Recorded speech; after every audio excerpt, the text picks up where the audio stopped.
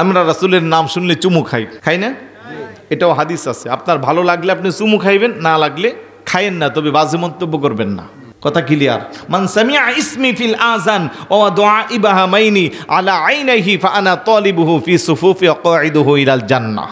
আল্লাহর নবী বলে, কেউ যদি আজানে ইকামতে বা কোন স্থানে আমার নাম শুননা বৃদ্ধাঙ্গুল দুইটারে চুমু দিয়া চোখে লাগায়, কাল কিয়ামতের ময়দানে আমি তারে খুঁজে খুঁজে জান্নাতে নিয়ে যাব। কারণ সাহাবারা কত বেশি মহাব্বত করত, মনে হয় যেন তাদের মাথার মধ্যে পাখি বাসা বেঁধেছে। আজানের ধ্বনির সময় তারা এইভাবে আদবের সাথে দাঁড়াইয়া থাকতো। হুজুরের নাম যখন হযরতে বেলাল রাদিয়াল্লাহু তাআলা আনহু উচ্চারণ করত, সাহাবারা চুমু খাইতো। আপনার যদি ভালো না লাগে আপনি খাইয়েন না, তবে যারা খাইবে তাদেরকে বাধা দিয়েন না, বাজে মন্তব্য করিয়েন না। আমি ইমাম শাফি রহমতুল্লাহি আলাইহি, চারটা প্রসিদ্ধ মাযহাবের একটা মাযহাবের ইমাম, ইমাম শাফি রহমতুল্লাহ আলাইহি, হানাফি, শাফি, মালিকি, হাম্বলি, চারটা মাযহাব। ইমাম মালিক রহমতুল্লাহ আলাইহি জীবনে হজ করছে একবার। বলেন কয়বার? লোকেরা জিজ্ঞেস করলো, আপনি তো বারবার হজ করতে পারতেন। উনি বলে, দেখেন আমি হজ করতে গেলে মদিনা ছাইরা মক্কা যেতে হবে, ফরজটা আদায় করছি, আমি চাই আমার মরণটা যেন মদিনায় হয়, এজন্য আমি আর হজ করব না। মদিনা শরীফের এরিয়ার মধ্যে জীবনে কোনোদিন উনি জুতা পা দিতেন না। এমনকি উনি প্রস্রাব পায়খানার যখন ব্যাগ হইতো, দ্রুতগামী ঘোড়া নিয়া মদিনা শরীফ থেকে অনেক দূরে যাইয়া উনি প্রস্রাব পায়খানা করতেন। উনি খেজুর খাইতেন, শুকনা খেজুর। ৩-৪ দিন পরে পরে একবার ওনার হাজত হইতো। একমাত্র রাসূলকে মহাব্বত করে মদিনা শরীফের পবিত্রতা উনি প্রকাশ করেছেন। মদিনার একটা পুরান দেওয়ালের পাশ দিয়ে উনি যাচ্ছে, দেওয়ালটারে জড়ায় ধইরা উনি চুমু খাইতেছে। আর কিছু মানুষ ওনারেকো, আপনি তো অনেক বড় আলেম, বিজ্ঞ আলেম, আপনি একটা মাযহাবের প্রবর্তক, এখন দেখতেছে আপনার মাথা নষ্ট হয়ে গেছে। উনি বলতেছে, কেন ওই দেওয়ালটারে কেন আপনি চুমু খাইছেন? উনি বলতেছে, দেখো আমি রাসূলুল্লাহর অসংখ্য অগণিত হাদিস পড়েছি, আমি হাদিসে পাকে পেয়েছি এই দেওয়ালের পাশে দিয়ে আল্লাহর নবী অসংখ্য অগণিতবার যাতায়াত করেছি। তা আমার মন বলতেছে, যেহেতু রাসূলুল্লাহ বারবার এই দেওয়াল দিয়ে গেছে, একবার না একবার হুজুরের শরীর মুবারক এই দেওয়ালের সাথে লাগছে, এই জন্য আমি চুমু খাচ্ছি। আল্লাহু আকবার বলবেন না? ওই লোকগুলা বলতেছে, এমনও তো হইতে পারে রাসূলুল্লাহ যাওয়ার সময় দেওয়ালের অনেক দূর দিয়ে গেছে, যাতে করে দেওয়ালের সাথে হুজুরের শরীর লাগে নাই, তো আপনি কেন চুমু খাচ্ছেন? উনি বলতেছে, দেখো তোমাদের কথা মেনে নিলাম, আমি তর্কে লিপ্ত হচ্ছি না, তবে রাসূলুল্লাহ সবসময় ঢিলা ঢালা পোশাক পরতেন, তো তোমাদের কথাই মানলাম যে শরীর মুবারক লাগে নাই, তবে হুজুরের জামা মুবারক তো দেওয়ালে লাগতে পারে। তো ওই শয়তানগুলো আবার বলতেছে, না এমনও তো হইতে পারে আল্লাহর নবী যাওয়ার সময় অনেক দূর দিয়ে গেছে, এমন দূর দিয়ে গেছে যে জামা দেওয়ালের সাথে লাগে নাই। উনি বলতেছে, আমি তর্কে লিপ্ত হইতে চাই না, তোমাদের কথা মেনে নিলাম, তবে আমার মন বলছে এই রাস্তা দিয়ে যেহেতু রাসূলুল্লাহ একাধিকবার হেঁটে গেছে, মানুষ হাঁটলে তার শরীরের একটা বাতাস লাগে, ওই বাতাসটা যে দেওয়ালে লাগছে, এই জন্য আমি দেওয়ালে চুমু খাইতেছি। ওই লোকগুলা আবার যুক্তি তুলছে, না এমনও তো হইতে পারে যে বাতাসটা দেওয়ালের দিকে না যায় এই দিকে গেছে। কারণ এইরকম বেয়াদব এখনো আছে না নাই? আমরা রাসূলের শানে যতই বুঝাই, হ্যাঁ চায়ের দোকানে বসে আপনারা যুক্তি দিব, তর্ক দিব, আর এগুলো হলো শয়তানের কাজ। কথা বলেন ঠিক কি না? ইমাম মালিক রহমতুল্লাহি আলাইহি বলতেছে, রে বাবা তোদের সব মেনে নিলাম, তোরা বললি রাসূলের শরীর মোবারক দেওয়ালে লাগে না, আমি বিশ্বাস করলাম। তোরা বললি রাসূলের শরীর মোবারক জামা মোবারক লাগে নাই, তাও আমি তর্কেতে গেলাম না। আমার মন বলছে হুজুরের শরীরের বাতাস মোবারক লাগছে, তারা বলে বাতাসটা এইদিকে না যায় ওই দিকে যাইতে পারে।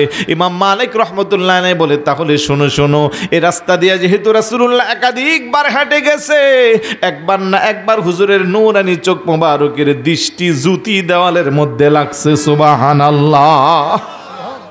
এত বড় মাযহাবের ইমাম, রাসূলের চাহনিটা দেওয়ালের সাথে লাগছে, এই আকীদা নিয়ে যদি দেওয়ালতে জড়াইয়া চুমু দিতে পারে, আমি রাসূলের আদনা উম্মত গোলাম হিসেবে রাসূলের নাম শুনলে চুমা দিলে আপনারা তো চুলকানি কিসের? আল্লাহ যেন বোঝার তৌফিক দান করে। এই এলাকাটা ছিল ওলিয়া আউলিয়াদের অধ্যুষিত এলাকা, ঠিক না? আন্দিকুট আছে সৈয়দবাড়ি দরবার শরীফ, ওদিক দিয়ে সোনাগান্দা, চতুর্দিক থেকে আছে না অলি আল্লাহরা আগে যেই পথে ছিল, যেই মতে ছিল। আমাদের দেশের কিছু স্কুল কলেজের পোলাপাইন নাকি এখন ফতুয়াবাজি কোক, এরা ভুল পথে ছিল, এদের পথে থাকা যাবে না, বাপ দাদারা ভুল করছে, এই জন্য ওরা ভুল করবে না। আপনাদের আশেপাশে আছে, যথেষ্ট আছে। আমরা নামাজ পড়ি, আমাদের নামাজ নিয়েও বলে আমাদের নামাজ নাকি হচ্ছে না। আমরা মাযহাবকে অনুসরণ করি, ওরা মাযহাব মানে না, ওদের নাম হয়েছে লা মাযহাবি। কেউ বলে সালাফি, লা মাযহাবি, আহলে হাদিস, আহলে খবিস, বিভিন্ন নাম দিয়া এই সমাজটারে ধ্বংস করতেছে। ওরা স্কুলেও পড়ে নাই, কলেজেও পড়ে নাই, বিদেশি ছিল, হঠাৎ করে এসে এখন বড় মুফতি হয়ে গেছে, ঠিক না? আবার কেউ স্কুলে পড়ে, কলেজে পড়ে, মসজিদের ইমাম সাহেবদের সাথে বেয়াদবি করতেছে। আর আমরা আমাদের জীবনটা শেষ করে দিলাম মাদ্রাসায় পড়ে, আমরা সঠিকটা পাই না, ওরা পেয়ে যা। আল্লাহ যেন বুঝ দান করে, বলো না আমিন। গত কয়েকদিন আগে আমাদের নাম বললে চিনি ফেলবেন, বলবো না, ইটালিতে থাকে দুই ভাই, আর দুই ভাই থেকে সৌদি। ওরা প্রত্যেক বছর আব্বা আম্মার নামে মেজবানি করে, যেটা আমরা বলি জিয়াফত। এই বছর সৌদি আরবের দুইজন বলতেছে গো আমরা টাকা দিব না। টাকা না দিলে সমস্যা নেই, আমরা করবো, কি সমস্যা? না, তোরাও করতে না, কারণ যতক্ষণ চুলায় আগুন জ্বলবো ততক্ষণ আব্বা আম্মার কবর আযাব জ্বলবো। ফতোয়া আছে, আমার মতো টুপিওয়ালাই ফতোয়া দিচ্ছে। অথচ ইসলামের উত্তম কাজ, সাহাবী জিজ্ঞাসা করছে ইয়া রাসূলুল্লাহ আইয়ুল ইসলামি খায়রুন, ইসলামের উত্তম কাজ কি? আল্লাহর নবী বলেন ক্বালা তুতঈমুত তাআম ওয়া তাকরাউস সালাম আলা মান আরাফতা ওয়া মান লাম তা'রিফ। সুবহানাল্লাহ বলবেন না? ইসলামের উত্তম কাজ হলো তুমি মানুষকে খাওয়াবা আর পরিচিত অপরিচিত মুসলিমকে সালাম দিবা। এক সাহাবী যুদ্ধের ময়দান থেকে এসে দেখে ওনার আম্মা আর পৃথিবীতে নাই, রাসূলুল্লাহর কাছে কান্না করতেছি, ইয়া রাসূলুল্লাহ আমার মা তো নাই, মা থাকলে আমি অনেক কিছু করতাম, আমি আমার আম্মার ইসালে সওয়াবের জন্য কি করব? আল্লাহ নবী বলতেছে রাস্তার পাশে একটা নলকূপ, টিউবওয়েল বসানোর সামর্থ্য কি তোমার আছে? সাহাবী বলে জি আছে। তাহলে একটা টিউবওয়েল বসিয়ে দাও, প্রতিক্রিয়ায় রাস্তা দিয়া যাবে, পানি পান করবে, তার উসিলা আল্লাহ তোমার আম্মার মাকানকে বৃদ্ধি করে দিবে। তো পানি খাওয়াইলে যদি আব্বা আম্মার কবরের আযাব মাফ হয়, আব্বা আম্মার নামে মেজবানি করলে, জিয়াফত করলে, হাজার হাজার মানুষকে খাওয়াইলে, এটা আপনি নাজায়েজ আর হারামের কি ফতোয়া পাইলেন?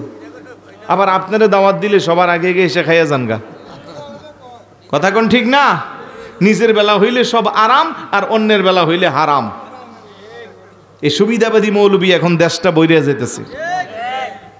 আমরা এখন নবীরে দাঁড়াইয়া সালাম দিব না? এখানে খারাপ কিছু আছে? এটা আবেগ, মোহাব্বত।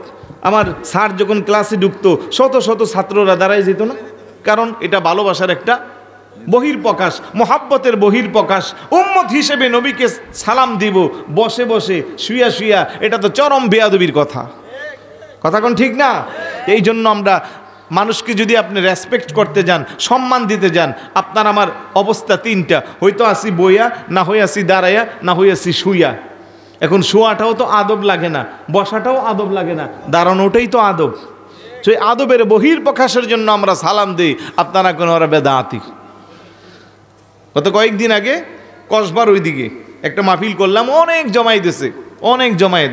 আমি ওই এলাকায় যাই না, প্রথম গেছি, আলোচনা করছি, লাস্টে কিয়াম করছি, পোলা ভাইনে সব ঠিক আছে, হুজুর লাস্টে একবার গজব করে দিছি। আমি গজব করি নাই, তোদের ইমান গজব হয়ে গেছে, কথা বলেন ঠিক কিনা?